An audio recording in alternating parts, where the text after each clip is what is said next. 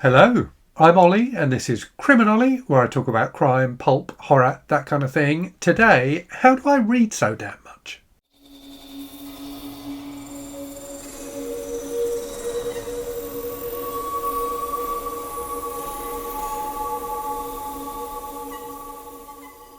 So this is a question I get every so often in the comments, and I've had it a few times recently.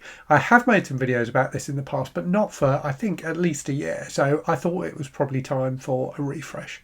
So it is true that I read quickly and I read a lot. I read, I think, 5 or 6 books last week, for example. So I get through a lot of books.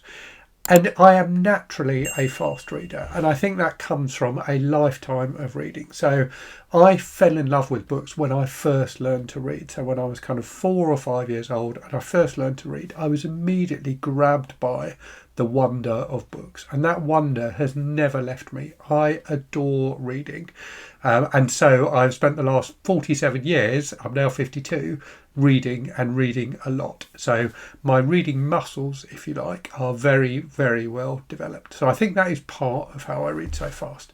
But there are also 2 simple habits, I think, that I have that anybody can choose to learn and to do, which will help you to read more. But don't compare yourself to other people with your reading and the amount of books you read. It should be about how many books you want to read. So think of these as 2 habits that will help you to improve your personal best, if you like, rather than mean you will get through 500 books a year or something ridiculous like that. And I'm certainly not someone who is a speed reader. So there are people who claim that they speed read, that they can read without like saying the words in their head, if you like. That's not something I do. I'm just naturally a fast reader. So I will get to these 2 habits in a moment, but firstly I just wanted to cover a couple of things. So the first one is, as I said, it's not a competition. Everyone is going to have the right pace of reading for them, the right number of books to get through for them. Everyone's got different lives, everyone's got different things going on in their lives. And I think one of the problems, if you like, with social media at the moment is it wants us to consume. So social media is, and by social media I mean things like Instagram and Goodreads, I guess, as well. So both of those platforms want us to talk about books a lot. If we are using, if you're using Instagram to share the books you read, Instagram wants you to share as much as possible. It encourages you to share as much as possible.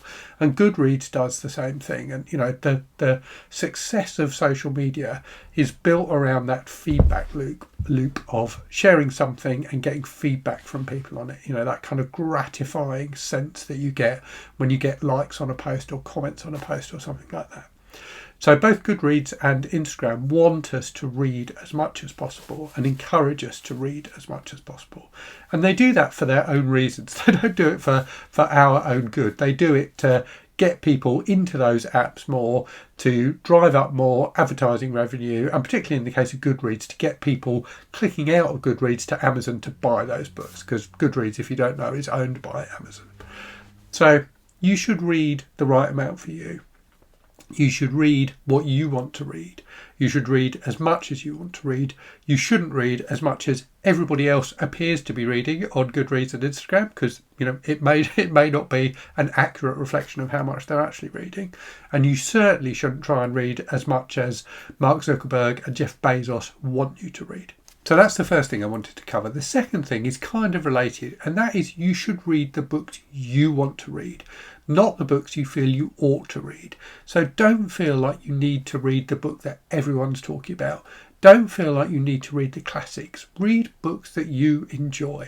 I've known 2 people who do that. So I used to work with a guy who basically only read books by James Patterson. Now, I am not a fan of James Patterson by any means, but this guy loved James Patterson and had a really rich and rewarding reading life, basically only reading James Patterson.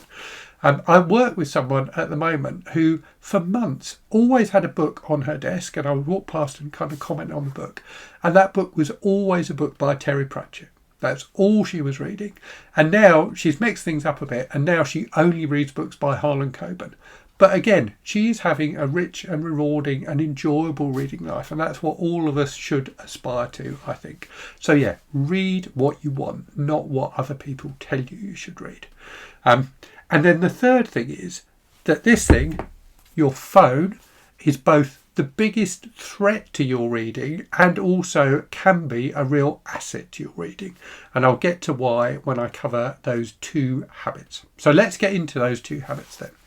So the first one is, I think it's really important to try and make dedicated, uninterrupted reading time for yourself. Now that can be really, really difficult. If you've got a busy life, particularly if you've got kids, it can be difficult. But try and find a way to set aside some time where you can read uninterrupted. I do a lot of my reading first thing in the morning. So I get up before the rest of my family. I spend a little bit of time exercising, and I'll come back to that as well in a minute. I spend a bit of time exercising, and then I sit down with a cup of tea and I read. And I normally get about an hour of reading done before the rest of the house is up and before I need to start my work day. And that uninterrupted reading time is really, really valuable, particularly when you're starting a new book, I think, because it helps you sink into that book, to get into the book, to get into the rhythms of the writer's language and you know, the pace of the book and things like that, which will then make it easier for you to read that book going forward. I think those first few chapters with the book are really, really important in like cementing your relationship with the book, if you like. And uninterrupted reading time is a really good way to sink into a new book. So that's the first point. The second point is kind of a counterpoint to that, and actually going back to that first point. So that's where your phone is the biggest threat. So that uninterrupted reading time doesn't just mean being interrupted by other people in the house. It means being interrupted by your phone. So get rid of your phone. Put your phone as far away from you as you can when you are reading. You might be someone who likes to take notes as you read. But if you are, don't do that on your phone. Do it with a pen and paper. That isn't going to distract you in any other way.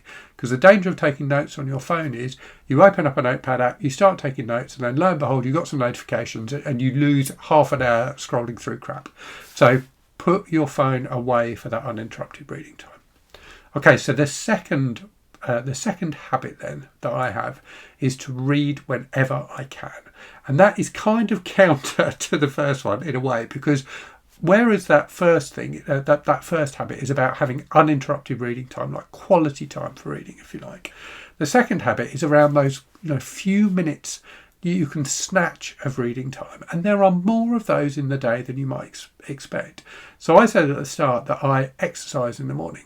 When I'm exercising, I'm usually listening to an audio book, or if I'm exercising on the cross trainer, I have an e-reader propped up in front of me and I'm reading off that. So that means I am I'm using that time to exercise my body, but I'm also reading.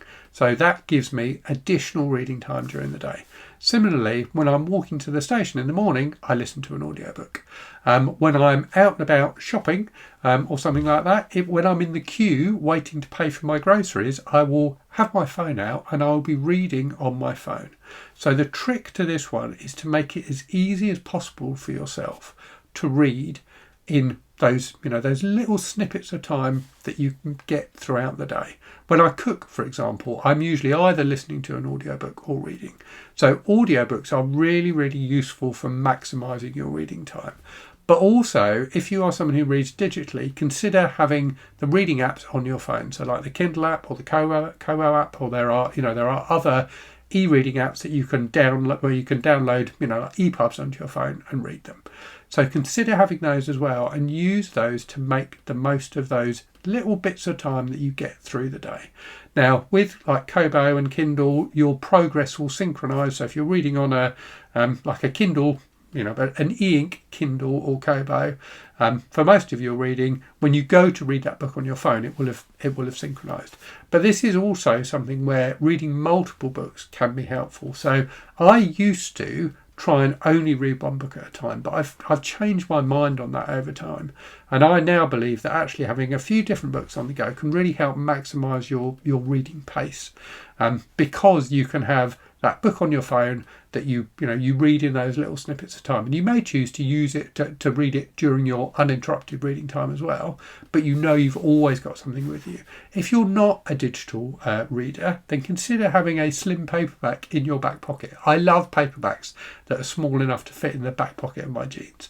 So consider that. Consider having a book with you, in your handbag, in your back pocket, that you can pull out and read when you get those little snippets of time. So those are my 2, I think, simple habits to help you read more. Do let me know in the comments if you've got habits of your own. Share those with the other viewers of those videos via the comments. And yeah, let me know what you think of my 2 habits as well. Anyway, I will leave it there and say, as always, thanks very much for watching. Hope you're safe and well out there. Hope you're reading good stuff. And I'll speak to you again very soon. Cheerio.